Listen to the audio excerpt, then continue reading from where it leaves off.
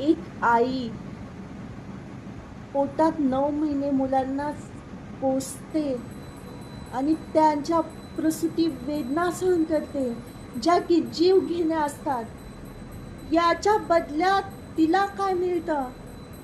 ती फक्त तेवढ्यातूनही फक्त प्रसन्नच असते, कारण त्या बाळाला बघून तिच्या चेहऱ्यावर ते दुःख सगळं विसरून जाते. आणि तिला काय मिळतं? काय देतात पुरुष त्यांना तिला? अश्रू, अहंकार, याच्या व्यतिरिक्त काय देतात सांगा? मला सांगा. रामाचा खुन्नस काढण्यासाठी रावणाने सीतेचं हरण केलं. तिलाच का अग्निपरीक्षा द्यावी लागली? विचार केलाय का कधी?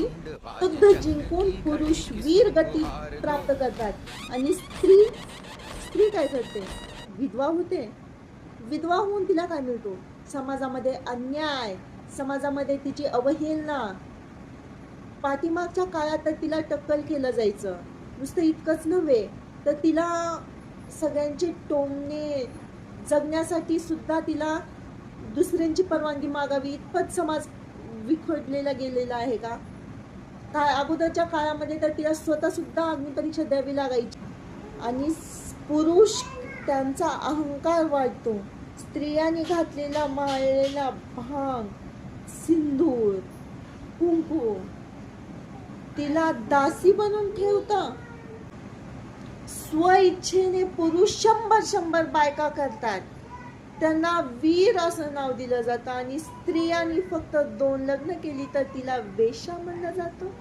असाच अन्याय सहन करायची वेळ प्रत्येक स्त्रियांवर आली तर परत एकदा घडेल महाभारत.